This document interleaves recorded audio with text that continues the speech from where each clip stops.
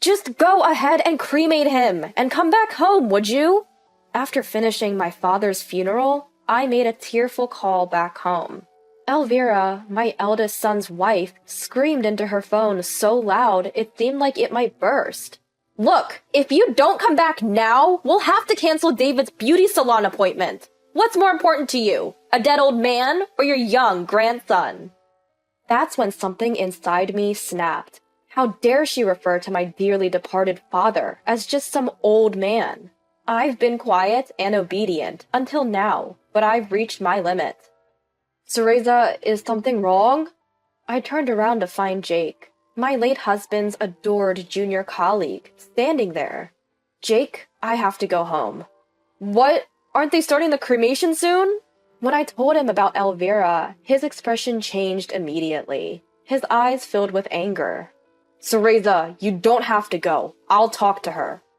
Without waiting for my reply, Jake turned and sprinted away. I thought of calling him back, but then reconsidered. If Jake's genuinely angry, my daughter-in-law won't get off easily. Well, maybe that's for the best. She didn't even allow me to pick up my father's remains and was trying to boss me around. Let's consider Jake's sudden intervention as a bolt from the blue. There's a thing called karma, after all. I'm Cereza, a 55-year-old administrative assistant at a pharmacy. Since losing my husband 6 years ago, my life was peaceful living with my eldest son Elliot until he got married. He works factory shifts that don't align with my schedule, but life was tranquil. The tides turned about 4 years ago. My eldest son suddenly announced he was getting married. Turns out his girlfriend was already pregnant. Things just sort of flowed that way on our third date. You could say we were blessed with a baby. Third date? You've barely been together. What can you do? A child is on the way. There wasn't much I could say to that. My daughter-in-law had lost her parents at a young age and had no one else to rely on for her first childbirth. So they moved into my house. Having a stranger in my home didn't sit well with me, but given the circumstances, I couldn't say no. After moving in, my daughter-in-law started out humble enough, but that changed after giving birth. I've shown mother-in-law her grandchild's face, and one day I'll be the one taking care of her. I'm busy with a baby, so you can handle all the household chores. She became pretty brazen about it, complaining if meals, laundry, or cleaning fell behind. I thought it would change as baby David grew, but even at 3 years old, it hasn't. I've put up with her because, well, what else can you do? Any mention of helping out is met with nonsense. Do you realize if anything happens to you, mother-in-law, I'm the one who'll have to look after you? Well, yes, but... So let me focus on work and raising my child. For now, you've got everything else, right? She calls herself an illustrator. She does have some gigs, but she's an unqualified freelancer who doesn't even handle her taxes properly. She neglects parenting, too. For some reason, she insists on bathing the child herself, but beyond that, she doesn't seem to care much. She shows zero concern for my son, who's burning the candle at both ends with his 3-shift job. All she seems to care about is her long, straight hair, which she treats at expensive beauty salons. In my eyes, there's a growing rift between my son and his wife. But they have a child, so I've been biting my tongue and making do. My 80-year-old father has lived alone ever since my mother passed away. Living with you would make me too dependent and weaken me. It's better to tough it out alone. No matter how many times I've offered to live together, he stubbornly refused. I could tell he didn't want to burden me, his thoughtfulness shining through his words. As if I would ever consider it a burden. I've always adored my dad since I was a kid. He was laid back, never sweating the small stuff. When Mom crashed his car into the fence, or when I spent the night out with my first love, he would just laugh it off. The only time he would get really mad was when I bothered other people. Every morning we'd text each other to make sure we were both okay. Dad had worked hard to learn how to use his smartphone, mastering his messaging app. Whoever woke up first would send a sticker, and we replied to confirm we were both well. It was our morning ritual. But that morning, there was no reply from Dad. Usually, I'd get a sticker of a smiling sun, his favorite. Even calling him got no response. Worried, I sped to my parents' home before heading to work. I unlocked the door with trembling hands, rushed inside, and found my dad. Dad? He was lying in the hallway, clutching his chest. I hurried over, but he was already gone. Dad? Dad? By the time I was desperately calling out to him, he had already passed away. Overwhelmed with grief, I couldn't do anything but cry. My eldest brother, Elliot, took care of the funeral arrangements. Thanks, Elliot. No worries, it was sudden. Let me handle it. You stay with Mom. While Elliot was considerate, his wife didn't even come to see my dad's face. Funerals are just a hassle with small children. David and I won't be coming. She had promptly informed me. In my state, I didn't have the energy to be angry about her behavior. It was a small family funeral, with only about 10 relatives attending. Even without her, it wouldn't cause a stir, or so I thought. The day of the funeral was cloudless, reflecting my dad's sunny disposition. As the minister spoke, I alternated between looking at my dad's photo and his coffin, tears flowing without end. Amid my grief, I noticed something odd. My brother Elliot's pocket kept vibrating again and again. Before the ceremony, I had given him my phone to hold because my mourning clothes didn't have pockets. Clearly, he was curious, but couldn't check during the funeral. In the end, it had to wait. Mom, it's from Elvira, said Elliot, handing me my phone after the ceremony. It was filled with missed calls from his wife. Elvira only calls me when she needs something. I wonder if something happened to David, Elliot mused, his face serious. Well, I'll give her a call then. I said this and moved to a corner in the hallway to make the call. The phone hardly rang before my eldest son's wife picked up. Do you have any idea how many times I've called you? I'm sorry, I was at a funeral. What's going on? Right after I said that, a piercing voice filled my ears. Today is David's salon appointment! Come home and drive him there now! I didn't immediately understand what she meant. Okay. After reflexively responding, it dawned on me what she was demanding. She wants me to leave my own father's funeral to take my grandson to a beauty salon. But I can't. My father's cremation is about to start. I can't take David today. What? Cremation? Your grandpa isn't coming back, you know. Really? Did you just say that? Elvira, it's inappropriate to call my father's cremation that. Just let them burn him and come back home. Ignoring my objections, my eldest son's wife ranted on. If you don't come, David's appointment will be canceled. Who's more important, a departed elder or a young grandchild? I can't believe you. Just come home, right now! She left it at that and hung up. I was at a loss for what to do next. As I stood there, bewildered, forgetting to even lower my phone, a voice called out from behind me. Teresa, is everything okay? At that moment, it was Jake who spoke to me, my late husband's devoted junior colleague. He still visits my husband's grave every year on the anniversary of his death, a very dutiful young man. He can be quite intimidating when angered, but he's always treated me with the same respect and care as he did my husband. Today, he came to the funeral because he felt that my father was like a parent to him as well. Jake, I have to go. What? Isn't the cremation starting soon? My daughter-in-law insists I take my grandson to a beauty salon now. What's going on? I told the shocked Jake about Elvira's regular attitude and the recent conversation, how she tries to boss me around and treats me with arrogance, and how she had the audacity to call my father a dead old man. Teresa, don't worry about going. I'll talk to my wife. Fuming, Jake immediately turned back and took off running. Knowing Jake, he probably didn't actually go to chat with his wife.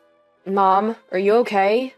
My eldest son, who came over as if on cue, gets a quick rundown of what just happened. So Jake stormed off home, right? Yes. If Elvira angered Jake, that could be a problem. Well, if that's the case, it's on Elvira, isn't it? It seems like my eldest son has no intention of stopping Jake either. In the end, I stayed to see through the cremation and the collection of my father's ashes, as planned. I only returned home after placing my father's urn on the family altar. I had planned to stay at my parents' home for a while because it felt lonely to leave my dad's ashes alone, but I had forgotten a few things. Plus, I was concerned about my daughter-in-law. Don't worry too much about Elvira, said my eldest son, gripping the steering wheel with restrained anger. I don't know what she'll say when we get back, but it's absurd to ask me to come home during Grandpa's funeral. It's really gotten to me. About Elvira? Yeah, she dumps all the housework on you, and has even yelled at David enough to make him cry. I'm thinking of considering divorce as an option moving forward. I'm not a fan of my daughter-in-law either, but hearing the word divorce from my son leaves me conflicted. Our grandchild is still young. Can they really separate just like that? But I too am fed up with living with my daughter-in-law. I have my concerns, but I won't oppose a divorce. In the end, I only told that much to my eldest son, Elliot. They're a married couple. They should do what makes both of them happy. But how did it come to this? I lost my husband, and my son's marriage isn't going well. My father, who was always there for me, has been reduced to a small pile of ashes. Thinking about it all, I couldn't stop my tears. I'm sorry, Elliot. Can I just cry for a bit? With that said, I cried loudly until we reached home. When we got home, the entrance was a mess. The potted plant that had been on the shoe rack had fallen over, and sandals and shoes were scattered everywhere. Even the welcome mat had been flung to the middle of the hallway. Jake really did lose his temper. My eldest son remarked with disbelief as he took off his shoes. If you get Jake seriously angry, it's a big deal. But Elvira's the one at fault, so it can't be helped. With that, we walked into the living room to find my daughter-in-law sitting on the sofa, visibly stunned. As we entered, she slowly turned her face toward us. Her expression was just as I had expected. There was no doubt she had been hit by an infuriated Jake. You guys... She slowly stood up as she looked at us. Judging by her steady stance, it seemed she had only been hit in the face. You think it's okay to send a guy like that after me? Isn't that criminal? I didn't send him. I just told him what you've been doing to me, Elvira, and, well, he got angry. Who wouldn't? Excuse me? You think I deserve to get punched? What is he, a gangster? He is, a real one. At my reply, my daughter-in-law shuts her mouth. My late husband was a gangster's son. The man who came earlier was one of his juniors. He respects me. What did you just say? I told him how you've been treating me, Elvira, and how you told me to skip my father's cremation. That's why he got so mad. As I finished speaking, a loud cry rang out. I turned to find my little grandson, who had seemingly appeared out of nowhere, crying by the door. Rushing over, I scoop him into my arms. Granny, I'm scared. I'm so sorry, little Sue. I take my grandson to my room to calm him down. Though his tears stop, he clings to me. That's when I notice a small bruise on the back of his neck. What could have caused this? As I ponder, my son, wearing a serious expression, enters the room. I'm going to stay at my parents' house for a while, I blurt out as I pass him our child. I want to distance myself from my daughter-in-law as soon as possible. I get it. I don't want to be around Elvira either. Okay, I'll handle Elvira. Don't worry. Thank you. Please do.